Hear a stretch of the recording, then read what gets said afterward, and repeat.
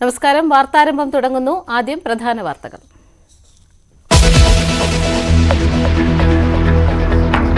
സമരം ചെയ്ത ജീവനക്കാർക്കെതിരെ നടപടിയുമായി എയർ ഇന്ത്യ. കോൺട്രാക്ട് ജീവനക്കാരുടെ കരാർ അവസാനിപ്പിച്ചു. ഒഴിവാക്കിയത് മുതിർന്ന ജീവനക്കാരെ ഉൾപ്പെടെ. ഇന്നും സർവീസുകൾ മുടങ്ങി വലഞ്ഞ് യാത്രക്കാർ.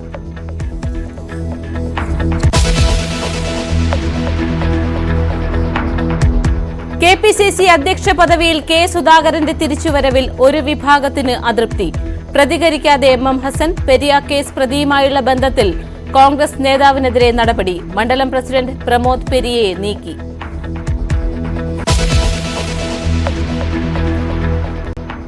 മാധ്യമപ്രവർത്തകൻ AV മുകേഷിന് വിട. സംസ്കാരം വീട്ടുവളപ്പിൽ നടക്കും.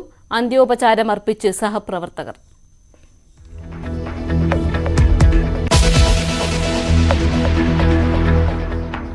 ബിലീവേഴ്സ് ഈസ്റ്റേൺ ചർച്ച് അധ്യക്ഷൻ KP യോഹന്നാന്റെ സംസ്കാര ചടങ്ങുകളിൽ ഇന്ന് തീരുമാനം. തിരുവല്ലയിലെ ബിലീവേഴ്സ് ആസ്ഥാനത്ത് ഇന്ന് സിനഡ് ചേരും. മെത്രോപ്പൊലിത്തെ ഇടിച്ചുവീഴ്ത്തിയ വാഹനം തിരിച്ചറിഞ്ഞു.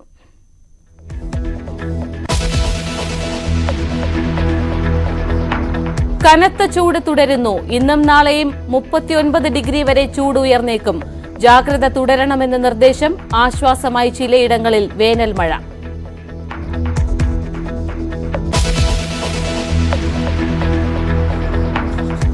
ഹയർ സെക്കൻഡറി പരീക്ഷാ ഫലം ഇന്നറിയാം. പ്രഖ്യാപനം വൈകിട്ട് 3-ന്. ഫലം കാത്തിരിക്കുന്നത് 4,41,120 വിദ്യാർത്ഥികൾ.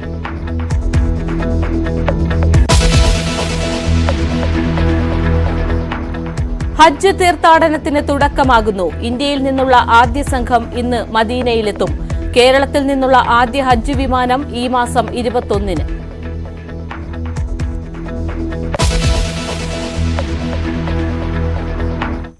വാർത്താരംഭത്തിലേക്ക് വിശദമായി. പണിമുടക്കുന്ന ജീവനക്കാർക്കെതിരെ കടുത്ത നടപടിയുമായി എയർ ഇന്ത്യ. മുതിർന്ന ജീവനക്കാർ ഉൾപ്പെടെയുള്ളവർക്ക് എയർ ഇന്ത്യ പിരിച്ചുവിടൽ നോട്ടീസ് നൽകി. ജീവനക്കാരുടെ പ്രവൃത്തി ന്യായീകരിക്കാൻ കഴിയില്ലെന്നും മുൻകൂട്ടി നിശ്ചയിച്ച പ്രകാരമാണ് ജീവനക്കാർ കൂട്ടത്തോടെ അവധിയെടുത്തതെന്നും എയർ ഇന്ത്യ വ്യക്തമാക്കുന്നു. അതേസമയം ജീവനക്കാരുടെ സമരം തുടർച്ചയായ 2ാം ദിവസവും യാത്രക്കാരെ വലച്ചു. കണ്ണൂരിൽ നിന്ന് 4-ഉം തിരുവനന്തപുരത്ത് നിന്ന് 1 രാജ്യാന്തര സർവീസും ഉൾപ്പെടെ പാർവതി, കഴിഞ്ഞ ദിവസം ഈ ഒരു പണിമുടക്കിനെ തുടർന്ന് വലിയ രീതിയിൽ സർവീസുകൾ റദ്ദാക്കേണ്ട ഒരു സ്ഥിതിവിശേഷം ഉണ്ടായിരുന്നു. തുടർന്ന് കമ്പനി നൽകിയ വിശദീകരണം ഇതായിരുന്നു. അതായത് കൂട്ടത്തോടെ ജീവനക്കാർ മെഡിക്കൽ ലീവ് എടുത്തതിനെ തുടർന്നാണ് ഇത്തരത്തിലുള്ളൊരു സ്ഥിതിവിശേഷം ഉണ്ടായതെന്നുള്ളൊരു വിശദീകരണമായിരുന്നു. അതുകൊണ്ട് തന്നെ ഇതിൽ ടിക്കറ്റ് എടുത്തവർക്ക് അവർക്ക് മുഴുവൻ തുക നൽകാമെന്നും ഒപ്പം തന്നെ പിന്നീട് ഏതെങ്കിലും ദിവസം സർവീസിൽ ഉൾപ്പെടുത്താമെന്നുള്ള ഒരു വിശദീകരണമായിരുന്നു കഴിഞ്ഞ ദിവസം കമ്പനിയുടെ ഭാഗത്തുനിന്ന് വന്നിരുന്നതെങ്കിൽ ഇന്നും സമരം തുടരുന്ന പശ്ചാത്തലത്തിൽ കൂടിയാണ് ഇപ്പോൾ ജീവനക്കാർക്കെതിരെ കടുത്ത നടപടികളിലേക്ക് കമ്പനി അധികൃതർ കടന്നിരിക്കുന്നത്. ഇപ്പോൾ ഈ ഇന്നലെ ഹാജരാവാതിരുന്ന ജീവനക്കാർക്കെതിരെ എല്ലാം തന്നെ ഇപ്പോൾ പിരിച്ചുവിടൽ നടപടി അതിന്റെ നോട്ടീസ് നൽകിയിരിക്കുന്നു എന്നുള്ളതാണ് ഏറ്റവും ശ്രദ്ധേയമായിട്ടുള്ള കാര്യം. എന്തായാലും ഉച്ചയ്ക്ക് ശേഷം ഗുഡ്ഗാവിൽ ഒരു മീറ്റിംഗ് വിളിച്ചിട്ടുണ്ട് എന്നാണ് മനസ്സിലാക്കുന്നത്. പക്ഷേ അതിലൊരു സ്ഥിരീകരണമില്ല. ഇതിൽ കമ്പനി പറയുന്ന കാര്യം ഇതാണ്: കമ്പനിയുടെ റെപ്യൂട്ടേഷൻ തകർക്കുകയും ചെയ്തു. കൂടാതെ തന്നെ ജീവനക്കാർക്ക് മാനഹാനി ഉണ്ടായി. കൂടാതെ തന്നെ പല ഷെഡ്യൂളുകളും അത് തയ്യാറാക്കിയിരുന്നത് അത് തകർത്തു ഈ ഒരു കൂട്ടൽ അവധിയെടുക്കലിലൂടെ. കൂടാതെ തന്നെ മാനനഷ്ടമുണ്ടായി, ധനനഷ്ടമുണ്ടായി തുടങ്ങിയ കാര്യങ്ങളൊക്കെ തന്നെയാണ് ഈ ഒരു പിരിച്ചുവിടൽ നോട്ടീസിൽ പറയുകയും ചെയ്തിരിക്കുന്നത്. ഇത് ചൂണ്ടിക്കാണിച്ചുകൊണ്ടാണ് ഇന്നലെയും ഇന്നും ഹാജരാവാതിരുന്ന എല്ലാ ജീവനക്കാരെയും പിരിച്ചുവിടുന്ന ഒരു നടപടിയിലേക്ക് ഇപ്പോൾ കമ്പനി കടക്കുകയും ചെയ്തിരിക്കുന്നത്. എന്തായാലും ഇന്നും പണിമുടക്ക് തുടരുന്ന ഒരു പശ്ചാത്തലമാണ്. നിരവധി സർവീസുകൾ റദ്ദാക്കുന്ന ഒരു പശ്ചാത്തലമുണ്ട്. കഴിഞ്ഞ ദിവസം 88ഓളം ആഭ്യന്തര സർവീസുകൾ ഉൾപ്പെടെ റദ്ദാക്കുന്നതാണ് കാണാൻ സാധിക്കുകയും ചെയ്തത്. നിരവധി യാത്രക്കാർ പല എയർപോർട്ടുകളിലും കുടുങ്ങിക്കിടക്കുന്ന സാഹചര്യം ഉണ്ടായിരുന്നു. അതുകൊണ്ട് തന്നെയാണ് ഈ ഒരു കടുത്ത നടപടിയിലേക്ക് ജീവനക്കാർക്കെതിരെ ഇപ്പോൾ കമ്പനി നീങ്ങിയിരിക്കുന്നത് എന്നാണ് മനസ്സിലാക്കുന്നത്. പക്ഷേ ഈ ജീവനക്കാരുടെ ഭാഗത്തുനിന്ന് ഇതുമായി ബന്ധപ്പെട്ട് ഇതുവരെ പ്രതികരണം വന്നിട്ടില്ല. ഒരു മീറ്റിംഗ് അടക്കമുള്ള കാര്യങ്ങൾ, അതായത് ശമ്പള വർധനവുമായി ബന്ധപ്പെട്ടും ഒക്കെ നേരത്തെ തന്നെ ഈ ആവശ്യം കമ്പനി അധികൃതർക്ക് മുന്നിലേക്ക് ഈ ജീവനക്കാർ വയ്ക്കുകയും ചെയ്തിരുന്നു. പക്ഷേ അതൊന്നും തന്നെ പാലിക്കാതെയും ഒപ്പം തന്നെ അതൊന്നും കണ്ടില്ല എന്ന് നടിച്ചതിനെ തുടർന്നാണ് ഈ ഒരു കടുത്ത തീരുമാനത്തിലേക്ക്, സർവീസ് റദ്ദാക്കുന്ന അടക്കമുള്ള നടപടിയിലേക്ക് ജീവനക്കാർ കടക്കുകയും ചെയ്തത്. അതുകൊണ്ടാണ് കമ്പനിയെ ഇപ്പോൾ ചൊടിപ്പിച്ചിരിക്കുന്നത്. കമ്പനി കൊടുത്ത നടപടിയിലേക്ക് നീങ്ങിയും ചിരിക്കുന്നത്. എന്തായാലും ഹാജരായിരുന്ന എല്ലാ ജീവനക്കാർക്കും ഇപ്പോൾ പിരിച്ചുവിടൽ നോട്ടീസ് നൽകിയിരിക്കുകയാണ്.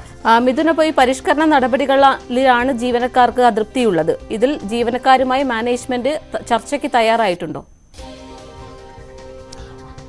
പാർവതി, ഞാൻ നേരത്തെ സൂചിപ്പിച്ചപ്പോൾ തന്നെ ഗുഡ്ഗാവിൽ വൈകിട്ടോടെ ഒരു ചർച്ച ഉണ്ട് എന്നാണ് മനസ്സിലാക്കാൻ സാധിക്കുന്നത്. പക്ഷേ അക്കാര്യത്തിലൊരു സ്ഥിരീകരണം വന്നിട്ടില്ല എന്നുള്ളത് തന്നെയാണ്. ജീവനക്കാരും ഇക്കാര്യത്തിലൊരു അനുഭാവപൂർണ്ണമായിട്ടുള്ളൊരു തീരുമാനം അറിയിച്ചിട്ടില്ല എന്നാണ് മനസ്സിലാക്കാൻ സാധിക്കുന്നത്. എന്തായാലും ഈ ചർച്ചയെ സംബന്ധിച്ചുള്ള വിശദാംശങ്ങൾ അല്പസമയത്തിനകം ലഭ്യമാകുമെന്നാണ് അറിയിച്ചിരിക്കുന്നത്. പക്ഷേ കമ്പനി അധികൃതർ നേരിട്ട് തന്നെ ഇന്ന് ഈ ഒരു കഴിഞ്ഞ ദിവസത്തെ നടപടിയെ പ്രതിഷേധിച്ചുകൊണ്ട് അല്ലെങ്കിൽ ആ പ്രതിഷേധിച്ച എല്ലാ ജീവനക്കാർക്കും പിരിച്ചുവിടൽ നോട്ടീസ് നൽകാനുള്ള ഒരു തീരുമാനത്തിലേക്ക് നേരിട്ടെത്തുകയായിരുന്നു.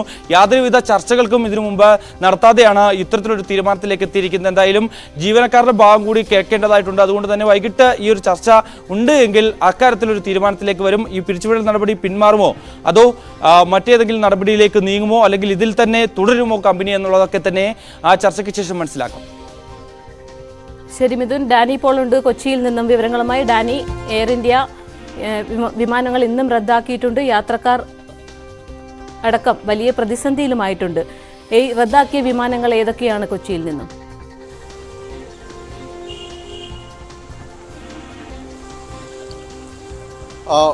പാർവതി, ഇന്ന് വിദേശത്തേക്കുള്ള ഒരു സർവീസാണ് റദ്ദ് ചെയ്തതായിട്ട് നമുക്ക് അറിയാനായിട്ട് സാധിക്കുന്നത്. രാവിലെയുള്ള 8:50 പുറപ്പെടേണ്ട കൊച്ചിയിൽ നിന്ന് ബഹ്റിൻ വിമാനമാണ് റദ്ദ് ചെയ്തതായിട്ട് ഔദ്യോഗികമായി അറിയിപ്പ് വന്നിട്ടുള്ളത്.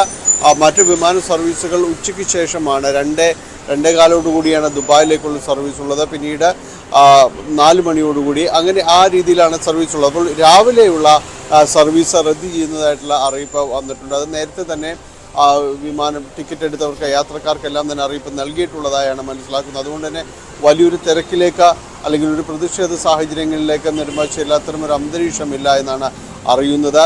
എന്തായാലും ഈ സമരം തുടരുകയാണെങ്കിൽ അത് വലിയ രീതിയിൽ തന്നെ യാത്രക്കാരെ ബാധിക്കുമെന്ന കാര്യത്തിൽ യാതൊരു സംശയമില്ല. പ്രത്യേകിച്ച് കൊച്ചിയിൽ നിന്നടക്കം നിരവധിയായ യാത്രക്കാർ മറ്റ് വിദേശ രാജ്യങ്ങളിലേക്കടക്കം പോകുന്നതിന്, യൂറോപ്യൻ രാജ്യങ്ങളിലേക്കടക്കം പോകുന്നതിനെല്ലാം തന്നെ ഈ ഗൾഫ് മേഖല പ്രത്യേകിച്ച് ദുബായിലേക്കടക്കം ചെല്ലുകയും അവിടെ നിന്ന് പോകുന്നതും എല്ലാം അങ്ങനെ ആശ്രയിക്കാറുണ്ട്. അപ്പോൾ ആ യാത്രക്കാർ കൂടി വലിയ രീതിയിൽ പ്രതിസന്ധി നേരിടുന്നുണ്ട്.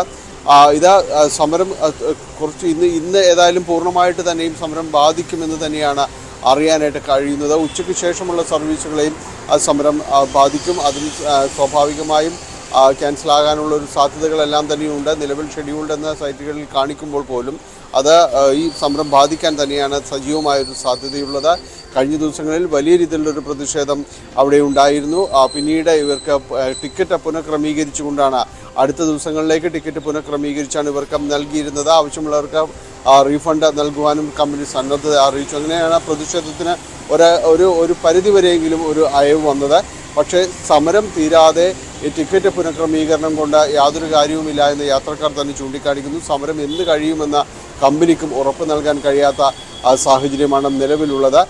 വലിയ തുകയ്ക്കാണ് വളരെ അത്യാവശ്യമായിട്ട് ഇവിടേക്ക് പുറത്തേക്ക് പോകേണ്ടവർക്ക്, രാജ്യത്തിന് പുറത്തേക്ക് പോകേണ്ടവർക്ക് എൻ്റെ എക്സ്പ്രസ് ടിക്കറ്റ് ബുക്ക് ചെയ്ത യാത്രക്കാർ കൂടിയ തുകയ്ക്കാണ് ഗൾഫ് മേഖലയിലേക്കും മറ്റും ആ ടിക്കറ്റ് വളരെ പെട്ടെന്ന് അവർ സജ്ജീകരിക്കുന്നത്. ഇന്നലെ തന്നെയും അത്തരം യാത്രക്കാരെ നമുക്ക് കാണാമായിരുന്നു. പലർക്കും അതാത് ദിവസങ്ങളിലേക്ക് വിസ കാലാവധി പൂർത്തിയാക്കുന്നവർ, ജോലിക്ക് കയറേണ്ടവർ എല്ലാവരും തന്നെയുണ്ട്. അവർ ഇരട്ടിയിലധികം തുക മുടക്കിയാണ് ഒരു ടിക്കറ്റ് എല്ലാം തന്നെ സംഘടിപ്പിക്കാനൊക്കെ സാധിച്ചത്. അതുകൊണ്ട് വലിയ പ്രതിസന്ധിയിലേക്ക് നീങ്ങുന്നു. ഈ സമരം തുടരുമെന്ന മുന്നറിയിപ്പ് അല്ലെങ്കിൽ സമരം അടുത്ത ദിവസങ്ങളിലേക്ക് ഉണ്ടാകുമെന്ന ഒരു അറിയിപ്പ് കമ്പനിയുടെ ഭാഗത്തു നിന്നുള്ളതും വളരെ ആശങ്കയോടുകൂടിയാണ് യാത്രക്കാർ കാണുന്നത്. പാർവതി, ഡാനി, ഈ വിമാനങ്ങൾ റദ്ദാക്കുന്നത് സംബന്ധിച്ച് യാത്രക്കാരെ മുൻകൂട്ടി അറിയിച്ചിരുന്നോ? ഇന്ന് ഇത് സംബന്ധിച്ച് എന്താണ് അറിയുന്നത്?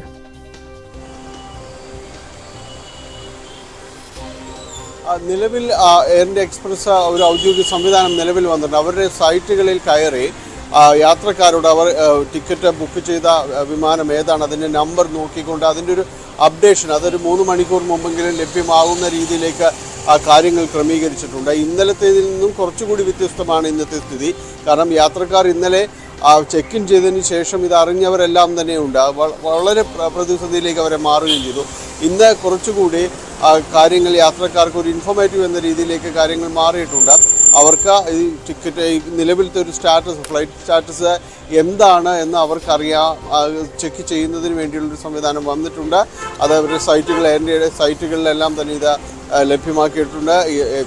ക്യാബിൻ ക്രൂവിൻ്റെ സമരം ബാധിക്കുന്നുണ്ടെങ്കിൽ അത് വിമാനത്തിൻ്റെ യാത്ര റദ്ദ് ചെയ്യാൻ അല്ലെങ്കിൽ ഡിലേ ആവുന്ന അത്തരം കാര്യങ്ങൾ ഇത് കൃത്യമായി അതിൽ നിന്ന് തന്നെ മനസ്സിലാക്കാൻ സാധിക്കും. അതുകൊണ്ട് യാത്രക്കാരോട് നിർബന്ധമായും തന്നെ ഇത് ചെക്ക് ചെയ്യണമെന്നതാണ് കമ്പനി ഇപ്പോൾ നൽകിയിരിക്കുന്ന ഒരു നിർദ്ദേശം വന്നിരിക്കുന്നത്.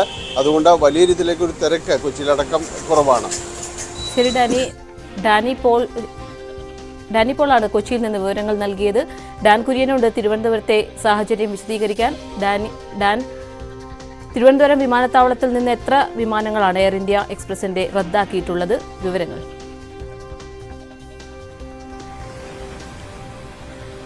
പാർവതി, തിരുവനന്തപുരം രാജ്യാന്തര വിമാനത്താവളത്തിൽ സമാനമായ തരത്തിൽ 3 എയർ ഇന്ത്യ ഫ്ലൈറ്റുകളാണ് റദ്ദാക്കിയതെന്ന ഔദ്യോഗികമായ വിവരമാണ് നമുക്ക് ലഭ്യമാകുന്നത്. ഇന്നലത്തേതിന് സമാനമായി രാവിലെ നിരവധി യാത്രക്കാർ, ഇന്ന് മസ്കറ്റിലേക്ക് ദുബായിലേക്കുമൊക്കെ പോകേണ്ട നിരവധി യാത്രക്കാർ ഇവിടെ എത്തിയിരുന്നു. പക്ഷേ അവരെ അനുനയിപ്പിച്ച് അധികൃതർ തന്നെ, വിമാനത്താവള അധികൃതർ തന്നെ പറഞ്ഞു വിട്ടിരിക്കുകയാണ്. ഇവിടെ ശേഷിക്കുന്ന ചിലർ നമ്മോടൊപ്പം ചേരുന്നു. എവിടെ നിന്നാണ് വരുന്നത്? കന്യാകുമാരി. പേര്? ശിവകുമാർ. എവിടേക്കായിരുന്നു പോകുന്നത്? മസ്കറ്റ്. എന്താണ് നിങ്ങൾക്ക് കിട്ടുക? ഏത് ഫ്ലൈറ്റിനായിരുന്നു? ഒമാൻ ഇന്ത്യൻ എക്സ്പ്രസിന്റെ ആണ് ടിക്കറ്റ്. ഇന്ന് 8:30 പോകാനുള്ളതാ. അത് ഇവിടെ വന്നിട്ടാണ് അറിയുന്നത് ക്യാൻസലിനുള്ളത്. പിന്നെ ഇപ്പൊ ചോദിക്കുമ്പോൾ പറയുന്നു 15-ാം തീയതി കഴിഞ്ഞിട്ട് പോവാണ്. 15-ാം തീയതി കഴിയുമ്പോൾ നമ്മളെ നാളെ വിസ തീരുവാണ്. നാളെ വിസ കാലാവധി തീരുവാണ്. അതുകൊണ്ട് അവരുടെ അടുത്ത് ചോദിച്ചു വേറെ എന്തെങ്കിലും ഒരു ഫ്ലൈറ്റിൽ ഒരു ടിക്കറ്റ് എടുത്താ ഒമാൻ എയറിലോ. അവർ പറയുന്നത് നിങ്ങൾ നോക്കിയെടുത്ത് പോവാണ് പറഞ്ഞിട്ട്. അപ്പൊ നമ്മൾ നോക്കിയപ്പോ ഇവിടെ ഇരുന്നിട്ട് എവിടെ നോക്കാനാ ഇപ്പൊ പെട്ടെന്ന് അങ്ങനെ ചോദിച്ച് നിൽക്കുന്നു. റീഫണ്ട് ചെയ്യുമോ? എന്തെങ്കിലും പറഞ്ഞു? റീഫണ്ട് 7 ദിവസം കഴിഞ്ഞിട്ട് ചെയ്യാന്ന് പറയുന്നത്. 7 ദിവസം 7 ദിവസം കഴിഞ്ഞിട്ട് റീഫണ്ട് കിട്ടും. പിന്നെ ഇപ്പൊ എത്ര ആവുന്നോ അതിന് ചെലവ് ചെയ്ത് പോവാൻ പറയുന്നു. നമുക്ക് ഇപ്പൊ ഇവിടെ എയർപോർട്ടിൽ ഇരുന്നിട്ട് ടിക്കറ്റ് എടുക്കാനുള്ള സംവിധാനം ഇല്ലല്ലോ നമ്മുടെ കയ്യിൽ. അപ്പൊ ഞാൻ ചോദിച്ചു നിങ്ങൾ തന്നെ ഒരു ടിക്കറ്റ് എടുത്താൽ പൈസ എത്രയാണ് നമ്മൾ അടയ്ക്കാണ്. അപ്പൊ അവർ പറയുന്നത് അതിനുള്ള ഓപ്ഷൻ അവരുടെ കയ്യിൽ ഇല്ലാണ് പറയുന്നത്. അപ്പൊ ഈ രാവിലെ ഒരു പ്രതിഷേധം ഉണ്ടായിരുന്നു ഇവിടെ? ഒരുപാട് ആൾക്കാരുണ്ട്. ഒരു ഫ്ലൈറ്റിൽ പോകാനുള്ള 180 ആൾ ഇവിടെ ഉണ്ടായിരുന്നു. അവരൊക്കെ 15-ാം തീയതി കഴിഞ്ഞിട്ട് എഴുതി കൊടുത്ത് വിട്ടിരിക്കുകയാണ്. അവർക്ക് സാവകാശമുള്ളവരായി. ഇപ്പൊ നമ്മൾ 3 ആളാണ്. വിസ കാലാവധി തീരുന്ന 3 പേരാണ്. ഇന്ന് നാളെയും പോകാനുള്ളവരാ. ഇപ്പൊ 2 ആൾക്ക് ഇന്ന് അത്യാവശ്യം ഇറങ്ങാനുള്ളവരാ. അവര് അവിടെ നിൽക്കുന്നു. അപ്പോൾ പാർവതി, അത്തരത്തിലാണ് സാഹചര്യം. അതായത് ഇന്നും നാളെയുമായി വിസ കാലാവധി തീരുന്ന 3 യാത്രക്കാർ, അതിനു പുറമെ മറ്റ് 177 യാത്രക്കാർ, അങ്ങനെ 180 പേരായിരുന്നു രാവിലെ പുറപ്പെടേണ്ടിയിരുന്നത്. പക്ഷേ വിമാനം ക്യാൻസൽ ചെയ്തു, വിമാനം റദ്ദാക്കിയെന്ന വിവരം രാവിലെ മാത്രമാണ് അവർക്ക് അറിയാൻ കഴിഞ്ഞത്. അതുകൊണ്ട് തന്നെയാണ് ഇങ്ങനെയൊരു പ്രതിസന്ധി അവർക്ക് നേരിടേണ്ടി വരുന്നതും. എന്തായാലും തുടർ നീക്കങ്ങൾ എന്താകുമെന്നതാണ് ഇതിൽ ശ്രദ്ധേയം. 15-ാം തീയതി തിരികെ വീണ്ടും പോകുന്നതിന് വേണ്ടി ടിക്കറ്റ് റീഷെഡ്യൂൾ ചെയ്ത് നൽകാമെന്നാണ് അറിയിച്ചിരിക്കുന്നതെങ്കിലും ഇന്നും നാളെയുമായി വിസ കാലാവധി തീരുന്നവർക്ക് അത് വലിയ തരത്തിലുള്ള പ്രതിസന്ധിയായി മാറും. സ്വാഭാവികമായി ഇവിടെ നിന്ന് ഇനി ടിക്കറ്റ് എടുക്കുന്നുള്ള ഒരു ഓപ്ഷനും അവർക്ക് ബാക്കിയാകുന്നില്ല. അതുതന്നെയാണ് ഈ പ്രതിസന്ധിയുടെ ആക്കം വർദ്ധിപ്പിക്കുന്നത്. പക്ഷേ പ്രതിസന്ധി ഇങ്ങനെ രൂക്ഷമായി തുടരുമ്പോഴും എയർ ഇന്ത്യയുടെ മാനേജ്മെന്റ് ഒരു തരത്തിലുള്ള വിട്ടുവീഴ്ചയ്ക്കും തയ്യാറല്ല എന്ന ഒരു തീരുമാനം തന്നെയാണ് നമുക്ക് അറിയാൻ കഴിയുന്നത്. അങ്ങനെയാണെങ്കിൽ ഏതാനും ദിവസങ്ങൾ കൂടി ഈ പ്രതിസന്ധി ഇങ്ങനെ തന്നെ തുടരാനാണ് സാധ്യത. വ്യക്തമാണ് ഡാൻ കുര്യൻ. എയർ ഇന്ത്യ ജീവനക്കാരുടെ സമരം തുടരുകയാണ്. ഒപ്പം മാനേജ്മെന്റും വിട്ടുവീഴ്ചയ്ക്ക് തയ്യാറല്ല. വലയുന്നത് യാത്രക്കാരാണ്. വിവരങ്ങൾ നൽകിയത് MG മിഥുനും ഡാനി പോളും ഡാൻ കുര്യനും. മറ്റു വാർത്തകൾ കൂടി നോക്കാം. കെ സുധാകരൻ KPCC അധ്യക്ഷ പദവിയിൽ തിരിച്ചെത്തുമ്പോൾ അതൃപ്തി തുടർന്ന് ഒരു വിഭാഗം നേതാക്കൾ. ഇന്നലെ നടന്ന ചുമതല ഏറ്റെടുക്കൽ ചടങ്ങിൽ നേതൃസ്ഥാനത്തുള്ള ചിലർ പങ്കെടുക്കാതിരുന്നത് അഭിപ്രായ വ്യത്യാസത്തെ തുടർന്നാണെന്നാണ് സൂചന. അതേസമയം ചുമതല കൈമാറാൻ എത്താതിരുന്ന ആക്ടിംഗ് പ്രസിഡന്റായിരുന്ന MM ഹസൻ ഇപ്പോഴും മൗനം തുടരുകയാണ്. വിവരങ്ങൾ നൽകുന്നത് ഡാൻ കുര്യനാണ്. ഡാൻ, ആക്ടിംഗ് പ്രസിഡന്റായിരുന്ന ഹസൻ ഇന്നലെ സുധാകരൻ ചുമതല ഏറ്റെടുക്കുമ്പോൾ എത്തിയിരുന്നില്ല. ഈ അതൃപ്തി നേതാക്കൾ പരസ്യമാക്കുന്നതിന് പിന്നിൽ എന്തെന്ന് വേണം മനസ്സിലാക്കാൻ?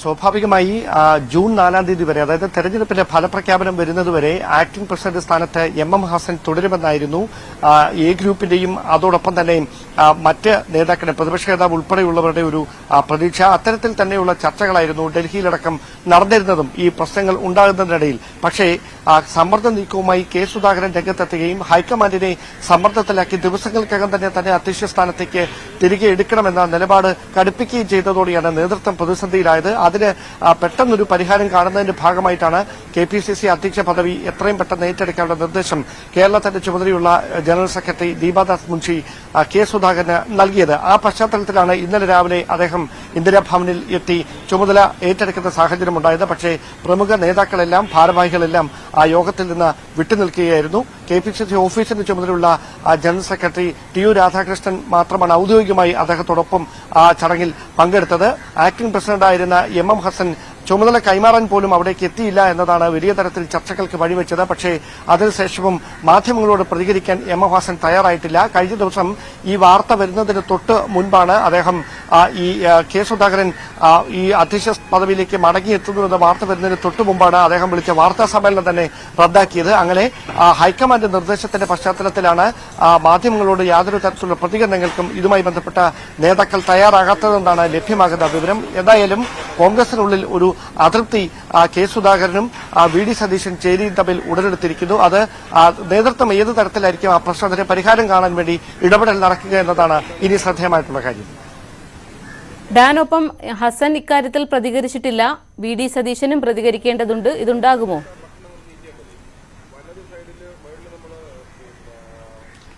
സ്വാഭാവികമായി നേതൃത്വത്തിന്റെ ഭാഗത്തുനിന്ന് മൗനം തുടരാനുള്ള നിർദ്ദേശം അല്ലെങ്കിൽ മാധ്യമങ്ങൾക്ക് മുമ്പിൽ വിഷയം ചർച്ചയാക്കരുത് എന്ന നിർദ്ദേശം നേതാക്കൾക്ക് ലഭിച്ചിട്ടുണ്ട് എന്നാണ് സൂചന. അങ്ങനെയാണെങ്കിൽ പരസ്യ പ്രതികരണത്തിന് അവരാരും തയ്യാറാകാൻ വഴിയില്ല.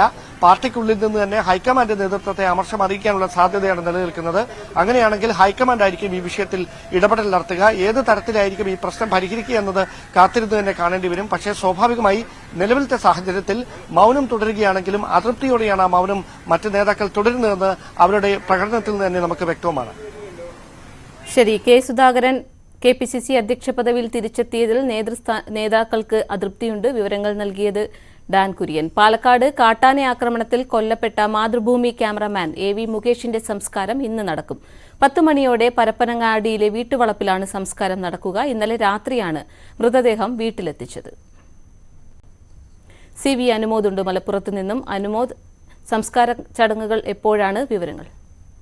പാർവതി 10 മണിയോടെ ആയിരിക്കും സംസ്കാര ചടങ്ങുകൾ തുടങ്ങുക എന്നാണ് അറിയിച്ചിട്ടുള്ളത്. നമ്മളിപ്പോൾ ഇവിടെ കാണുന്നത് പരപ്പനങ്ങാടിയുടെ വീട്ടിലേക്ക് മുകേഷിന്റെ സുഹൃത്തുക്കളും സഹപ്രവർത്തകരും അതുപോലെ ബന്ധുക്കളും ഒക്കെ എത്തിക്കൊണ്ടിരിക്കുന്ന ഒരു കാഴ്ചയാണ് നമ്മൾ കാണുന്നത്. മാതൃഭൂമിയിലെ തന്നെ ഉന്നത ഉദ്യോഗസ്ഥരും മറ്റ് നേതൃനിരയിലുള്ളവരും എല്ലാം തന്നെ ഇവിടെ എത്തിയിട്ടുണ്ട്. അതായത് മുകേഷിനൊപ്പം ജോലി ചെയ്തിരുന്ന സഹപ്രവർത്തകരും എത്തിയിട്ടുണ്ട്. അത്തരത്തിൽ ശോകമുഖമായ അന്തരീക്ഷമാണ് പരപ്പനങ്ങാടിയിലെ ഈ വീട്ടിൽ നമുക്ക് കാണാനാകുന്നത്. നമുക്കറിയാം, ക്യാമറാമാൻ എന്നതിനപ്പുറം ഒരു മാധ്യമ പ്രവർത്തകൻ എഴുത്തിലൂടെ ജനങ്ങളുടെ ബുദ്ധിമുട്ടുകളെ മനസാക്ഷിക്ക് അനുസരിച്ച് എഴുതി അവരുടെ പ്രശ്നങ്ങൾക്ക് പരിഹാരം കണ്ടെത്താൻ ശ്രമിച്ചിരുന്ന ഒരു മാധ്യമ പ്രവർത്തകനാണ്. ക്യാമറയ്ക്ക് പിന്നിൽ എന്നതിനപ്പുറം ഒരു മാധ്യമ പ്രവർത്തകന്റെ റോൾ മാതൃകാപരമായി നിർവഹിച്ച ഒരു വ്യക്തിയാണ് മുകേഷ്. അതുപോലെ തന്നെ അദ്ദേഹത്തിന്റെ ജോലിക്കിടെ മാധ്യമ പ്രവർത്തനത്തിനിടെയാണ് അദ്ദേഹത്തിന്റെ ഈ മരണം സംഭവിച്ചിരിക്കുന്നത്. അതുകൊണ്ട് തന്നെ അത് ഒരു നോക്ക് കാണുവാൻ മുൻപ് ജോലി ചെയ്തിരുന്നവർ വിദൂരങ്ങളിൽ നിന്ന് ഡൽഹിയിൽ നിന്ന് പോലും ഇവിടെ എത്തിച്ചേർന്നിട്ടുണ്ട്. ഇന്നലെ രാത്രി 12:30യോടെയാണ് പാലക്കാട് നിന്നും പോസ്റ്റ്മോർട്ടം നടപടികൾ പൂർത്തിയാക്കി മൃതദേഹം പരപ്പനങ്ങാടിയിലെ വീട്ടിലെത്തിച്ചത്. 10 മണിയോടെ ആയിരിക്കും സംസ്കാര ചടങ്ങുകൾ വീട്ടുവളപ്പിൽ തുടങ്ങുക എന്നാണ് നമുക്ക് മനസ്സിലാക്കാനാവുന്നത്. പാർവതി, കാട്ടാനയാക്രമണത്തിൽ കൊല്ലപ്പെട്ട മാതൃഭൂമിയിലെ മാധ്യമപ്രവർത്തകൻ AV മുകേഷിന്റെ സംസ്കാരം 10 മണിയോടുകൂടി വീട്ടുവളപ്പിൽ നടക്കും. സുഹൃത്തുക്കളും സഹപ്രവർത്തകരും അടക്കം നിരവധി പേരാണ് അന്ത്യാഞ്ജലി അർപ്പിക്കാൻ മുകേഷിന്റെ വീട്ടിലെത്തിയിട്ടുള്ളത്. വിവരങ്ങൾ നൽകുന്നത് CV അനുമോദ്. നടുറോഡിലെ തർക്കത്തിൽ ഡ്രൈവർ യദുകൃഷ്ണന്റെ പരാതിയിൽ തിരുവനന്തപുരം മേയർ ആര്യ രാജേന്ദ്രന്റെയും ഭർത്താവ് സച്ചിൻ ദേവ് MLAയുടെയും മൊഴി ഉടൻ രേഖപ്പെടുത്തും. വിവാദത്തിനിടയാക്കിയ സാഹചര്യം ഇന്നലെ കന്റോൺമെന്റ് പോലീസിനോട് യദു വിശദീകരിച്ചിരുന്നു. അതേസമയം ബസ്സിലെ CCTV ക്യാമറയുടെ മെമ്മറി കാർഡ് കണ്ടെത്താനാകാതെ നിജസ്ഥിതി മനസ്സിലാക്കാൻ ആകില്ലെന്ന നിലപാടിലാണ് പോലീസ്. വിവരങ്ങളുമായി ഡാൻ കുര്യനാണ് ചേരുന്നത്. ഡാൻ, ആര്യ രാജേന്ദ്രന്റെയും സച്ചിൻ ദേവ് MLAയുടെയും മൊഴിയെടുക്കുന്നതിൽ തീരുമാനമായോ? എപ്പോഴാകും?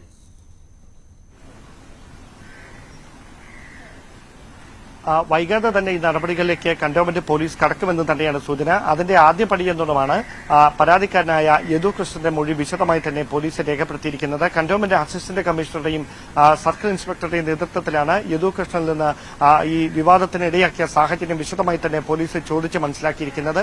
അതിനുശേഷം ആരോപണ വിധേയരായ മേയർ ആര്യ രാജേന്ദ്രൻ, MLAയും ഭർത്താവുമായ സച്ചിൻ ദേവ് ഉൾപ്പെടെയുള്ളവരുടെ മൊഴി രേഖപ്പെടുത്താനുള്ള നീക്കത്തിലേക്ക് പോലീസ് കടക്കുമെന്നാണ് നമുക്ക് ലഭ്യമാകുന്ന വിവരം. എന്തായാലും ബസ്സിലെ അതേ ദിവസം യാത്ര ചെയ്ത ആളുകളുടെ സാക്ഷിമൊഴികൾ അടക്കം രേഖപ്പെടുത്തേണ്ട നടപടികൾ പോലീസിന് ബാക്കിയുണ്ട്. അതോടൊപ്പമാണ് ബസ്സിലെ കണ്ടക്ടർ, അതോടൊപ്പം തന്നെ കാണാതായ മെമ്മറി കാർഡുമായി ബന്ധപ്പെട്ട് അതാണ് ഏറ്റവും നിർണായകമായിട്ടുള്ള ഒരു അന്വേഷണം. DVRൽ നിന്ന് കാണാതായ മെമ്മറി കാർഡ് ബോധപൂർവം നശിപ്പിച്ചതാണ് എന്നൊരു വിലയിരുത്തലാണ് പോലീസ് ഉള്ളത്. അതിൽ സച്ചിൻ ദേവിന് പങ്കുണ്ട് എന്ന തരത്തിലാണ് FIRലെ പരാമർശം. അതുകൊണ്ട് തന്നെ അത്തരമൊരു കണ്ടെത്തൽ സച്ചിൻ ദേവിനെതിരെ വരുന്ന ഒരു സാഹചര്യമുണ്ടായാൽ അത് ഗുരുതരമായ നടപടികളിലേക്ക് കടക്കുന്ന ഒരു സാഹചര്യത്തിലേക്ക് തന്നെയായിരിക്കും വഴിമാറുക. സമാനമായ തരത്തിൽ KSRTC ഇന്റേണൽ മാനേജ്മെന്റിന്റെ എൻക്വയറി യദുവിനെതിരെയും നടന്നുകൊണ്ടിരിക്കുകയാണ്. എന്തായാലും പോലീസിന്റെ ഭാഗത്ത് നിന്ന് ഈ മെമ്മറി കാർഡ് വീണ്ടെടുക്കുന്നതിന് വേണ്ടിയുള്ള ശ്രമം ഊർജിതമാക്കിയിട്ടുണ്ട്. അതിനിടയിലാണ് യദു കൃഷ്ണന്റെ പരാതിയിന്മേൽ മേയർ ആര്യ രാജേന്ദ്രന്റെയും സച്ചിൻ ദേവ് MLAയുടെയും ഉൾപ്പെടെയുള്ള മൊഴി രേഖപ്പെടുത്തുന്നതിന് വേണ്ടിയുള്ള നീക്കം പോലീസ് നടത്തുന്നത്. ഡാൻ കുര്യനാണ് വിവരങ്ങൾ നൽകിയത്. ബിലീവേഴ്സ് ഈസ്റ്റേൺ ചർച്ച് അധ്യക്ഷൻ KP യോഹന്നാന്റെ സംസ്കാര ചടങ്ങുകളിൽ ഇന്ന് തീരുമാനമുണ്ടാകും. തിരുവല്ലയിലെ ബിലീവേഴ്സ് ആസ്ഥാനത്ത് ഇന്ന് സഭാ സിനഡ് ചേരും. മെത്രോപൊലിത്തെ ഇടിച്ചു വീഴ്ത്തിയ വാഹനവും തിരിച്ചറിഞ്ഞിട്ടുണ്ട്. ശശിനാരായണനാണ് പത്തനംതിട്ടയിൽ നിന്നും വിവരങ്ങൾ നൽകുന്നത്. ശശി, സംസ്കാരത്തിൽ തീരുമാനം എപ്പോഴറിയാനാകും? പാർവതി, ഈ സംസ്കാര ചടങ്ങുമായി ബന്ധപ്പെട്ടുള്ള തീരുമാനം ഇന്ന് ചേരുന്ന സിനഡിന് ശേഷമായിരിക്കും തീരുമാനിക്കുക. എന്തായാലും രാത്രിയോടുകൂടിയായിരിക്കും സിനഡ് ചേരുക. അതിന് ബിഷപ്പുമാരും അതുപോലെ വൈദികരും ഒക്കെ ഇനിയും എത്താനുണ്ട്. അവർ എത്തിയതിനു ശേഷമായിരിക്കും അത്തരത്തിലൊരു തീരുമാനം ഉണ്ടാക്കുക. വിദേശത്തു നിന്നും ഈ ഇന്ത്യയിലെ വിവിധ സ്ഥലങ്ങളിൽ നിന്നുമൊക്കെ ബിഷപ്പുമാർ എത്തിച്ചേരാറുണ്ട്. അതിനുള്ള നടപടിക്രമങ്ങളൊക്കെ നടക്കുന്നത്. അതിനുശേഷമായിരിക്കും അമേരിക്കയിൽ നിന്നും ഭൗതിക ശരീരം തിരുവല്ല ബിലീവേഴ്സ് ചർച്ചിന്റെ ആസ്ഥാനത്ത് എത്തിക്കുക. പിന്നീടായിരിക്കും സംസ്കാര ചടങ്ങുകൾ നടക്കുക. എന്തായാലും 2-3 ദിവസം എടുക്കും ഈ സംസ്കാര ചടങ്ങുകളുമായി ബന്ധപ്പെട്ടുള്ള കാര്യങ്ങൾക്കൊക്കെ സമയം ഉണ്ടാവുമെന്നാണ് നമുക്ക് ഇപ്പോൾ ലഭിക്കുന്ന വിവരം. സഭയുടെ വിവിധ സ്ഥലങ്ങളിൽ, വിവിധ സംസ്ഥാനങ്ങളിൽ ഒക്കെയുള്ള വൈദികരുണ്ട്. അവരെല്ലാം എത്തിച്ചേർന്ന ശേഷമായിരിക്കും ഇതിനെ സംസ്കാര ചടങ്ങുകൾ തീരുമാനിക്കുക. അതിനുശേഷമായിരിക്കും അടുത്ത ആരാണെന്നുള്ള കാര്യത്തെക്കുറിച്ച് സഭയുടെ നേതൃത്വത്തിൽ ആരെയാണോ മെത്രാപ്പൊലീത്തയെ വാദിക്കുക എന്നുള്ള കാര്യത്തെക്കുറിച്ചൊക്കെ പിന്നീടായിരിക്കും അറിയുക. എന്തായാലും ഈ സംസ്കാര ചടങ്ങുകൾ ഇനി 2-3 ദിവസത്തിന് ശേഷമായിരിക്കും ഉണ്ടായിരിക്കുന്നതാണ് നമുക്കിപ്പോൾ സഭയുടെ ഔദ്യോഗിക വക്താവ് തന്നെ സുജോ പന്തപിള്ളയൊക്കെ വ്യക്തമാക്കിയിരിക്കുന്നത്.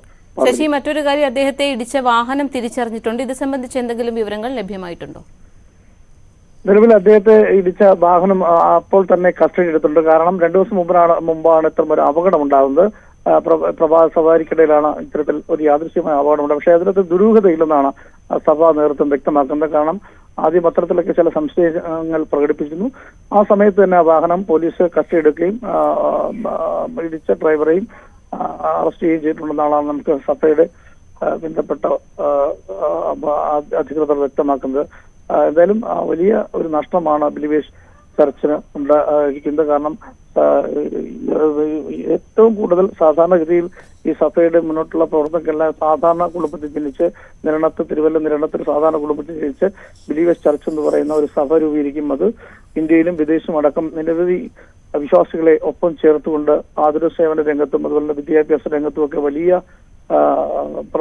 മാതൃകാപരമായ പ്രവർത്തനങ്ങളാണ് KP യോഹന്നാന്റെ നേതൃത്വത്തിൽ നടത്തി വന്നത്. അതിന്റെ കുഷ്ഠരോഗികളെ ചികിത്സിക്കുന്ന ആശുപത്രികൾ കൽക്കട്ടയിലടക്കം, പശ്ചിമ ബംഗാളിലടക്കം, നേപ്പാളിലടക്കം അത്തരം ആശുപത്രികളും അതുപോലെ തന്നെ തിരുവല്ലയിൽ ബിലീവേഴ്സ് മെഡിക്കൽ കോളേജും അതുപോലെ തന്നെ വിദ്യാലയങ്ങൾ, ബിലീവേഴ്സിന്റെ നേതൃത്വത്തിൽ വിദ്യാലയങ്ങളും കോന്നി അടക്കമുള്ള മേഖലകളിലൊക്കെ ഉണ്ട്. ഇന്ത്യയിൽ വിവിധ സ്ഥലങ്ങളിലും അത്തരം വിദ്യാലയങ്ങളുണ്ട്. നിർത്തുന്ന കുട്ടികളെ പഠിപ്പിക്കുന്നതിന് വേണ്ടിയുള്ള സംവിധാനങ്ങളൊക്കെ അദ്ദേഹത്തിന്റെ നേതൃത്വത്തിൽ നടത്തി വന്നത്. എന്തായാലും 1974 അമേരിക്കയിലെ ഡാലസിലെ ദൈവ ശാസ്ത്ര പഠനത്തിന് അദ്ദേഹം എത്തുന്നു. അതിനുശേഷം 1978 ജർമ്മൻ പൗരയായ ഗിസലിനെ വിവാഹം കഴിക്കുകയും തുടർന്ന് 2 പേരോട് ചേർന്നാണ് ഇത്തരത്തിലൊരു സഭാപ്രവർത്തനത്തിലേക്ക് എത്തുന്നത്. 2003 ബിലീവേഴ്സ് ചർച്ച് എന്ന പേരിൽ സഭ രൂപീകരിക്കും. ആ കൂട്ടായ പ്രവർത്തനത്തോടുകൂടി വലിയ രീതിയിൽ ദൈവിക വേലയ്ക്ക് 2 പേരും ഭാര്യയും ഭർത്താവും ഇറങ്ങുകയും വലിയൊരു പ്രഭാഷകനായിരുന്നു, പാസ്റ്ററായിരുന്നു. കാരണം ആ ചെറുപ്പകാലത്തൊട്ട് 16-ാമത്തെ വയസ്സിൽ തൊട്ട് വലിയ പാസ്റ്ററായി ദൈവവചനം പറയുന്ന ഒരു വ്യക്തിയായിട്ട് വന്നതിന് ശേഷമാണ് സാധാരണ കുടുംബത്തിൽ വന്ന ഒരാളാണ്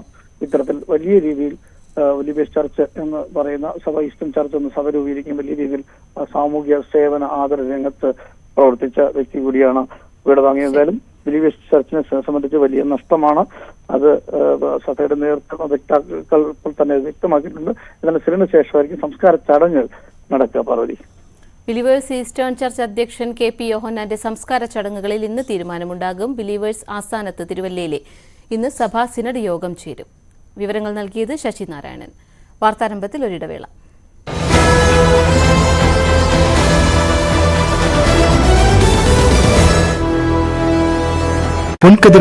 ഉന്നത വിദ്യാഭ്യാസത്തിന് യോഗ്യത നേടിയവരുടെ എണ്ണം 14. വിജയശതമാനം 58.33%.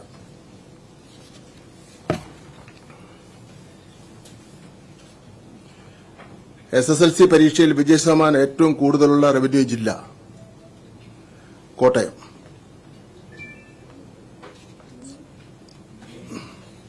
%99.92%. വിജയശതമാനം ഏറ്റവും കുറവുള്ള റവന്യൂ ജില്ല തിരുവനന്തപുരം. 99.08%.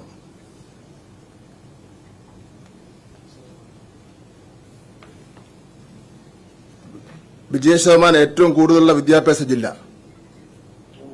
പാല 100%. വിജയശതമാനം ഏറ്റവും കുറവുള്ള വിദ്യാഭ്യാസ ജില്ല ആറ്റിങ്ങൽ 99%.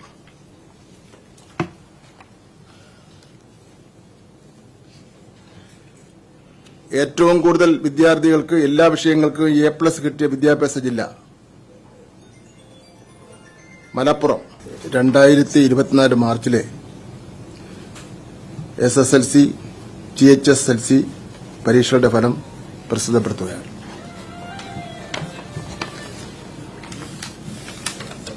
കേരളത്തിലും ലക്ഷദ്വീപിലും ഗൾഫ് മേഖലകളുമായി 2970 സെന്ററുകളിലായി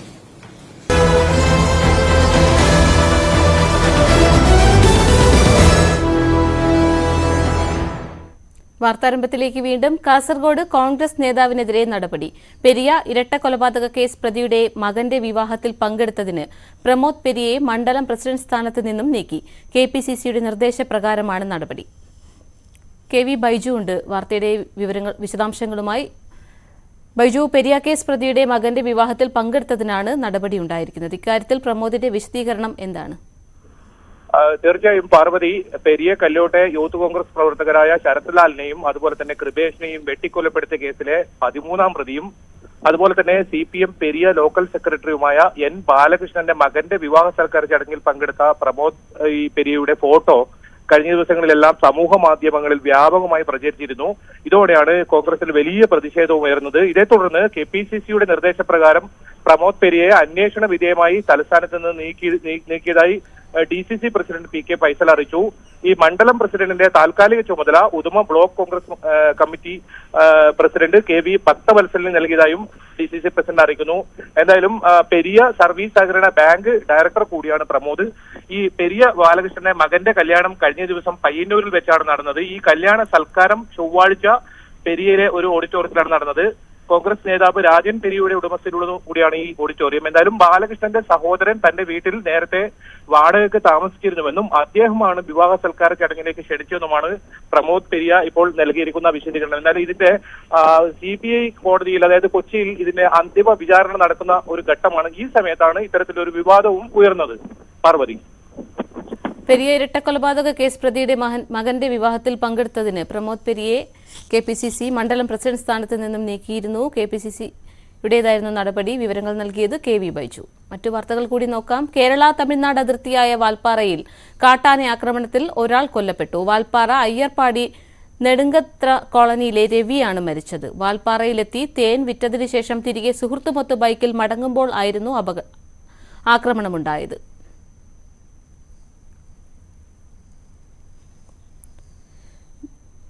രാജു ചേരും വിവരങ്ങളുമായി. രാജു, വാൽപ്പാറയിൽ വീണ്ടും കാട്ടാന ആക്രമണം ഉണ്ടായിരിക്കുന്നു. ഒരാളുടെ ജീവൻ നഷ്ടമായിരിക്കുന്നു. എപ്പോഴായിരുന്നു ആക്രമണം? വിവരങ്ങൾ. പാർവതി, ഇന്നലെ രാത്രിയാണ് സംഭവം നടന്നത്. വാൽപ്പാറ അയ്യർപാടി നെടുങ്കുന്ത്ര കോളനിയിലെ ആദിവാസി വിഭാഗത്തിൽപ്പെട്ട 52 വയസ്സുള്ള രവിയാണ് മരിച്ചത്. വാൽപ്പാറയിലെത്തി തേൻ വിറ്റതിന് ശേഷം തിരികെ സുഹൃത്തുമൊത്ത് ബൈക്കിൽ കോളനിയിലേക്ക് മടങ്ങുമ്പോഴായിരുന്നു സംഭവം. സുഹൃത്ത് ഓടി രക്ഷപ്പെടുകയായിരുന്നു. ബൈക്കിൽ വരുന്നതിനിടെ കാട്ടാന ആക്രമിക്കുകയായിരുന്നു. കാട്ടാനയുടെ ആക്രമണത്തിൽ രവി സംഭവ സ്ഥലത്ത് തന്നെ വെച്ച് മരിച്ചു. വാൽപ്പാറ പോലീസ് എത്തി മറ്റു നടപടികൾ സ്വീകരിച്ചിട്ടുണ്ട്. പാർവതി. ശരി, വാൽപ്പാറയിൽ കാട്ടാന ആക്രമണത്തിൽ ഒരാൾ കൊല്ലപ്പെട്ടു. അയ്യർപ്പാടി നെടുങ്കത്ര കോളനിയിലെ രവിയാണ് മരിച്ചത്.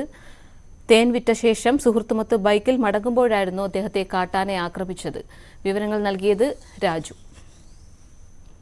ഹയർ സെക്കൻഡറി പരീക്ഷാ ഫലപ്രഖ്യാപനം ഇന്ന് നടക്കും. കഴിഞ്ഞ വർഷത്തേക്കാൾ 16 ദിവസം നേരത്തെയാണ് ഇക്കുറി ഫലം വരുന്നത്. 4,41,120 വിദ്യാർത്ഥികളാണ് ഫലം കാത്തിരിക്കുന്നത്. 82.5 ആയിരുന്നു കഴിഞ്ഞ തവണത്തെ വിജയ ശതമാനം.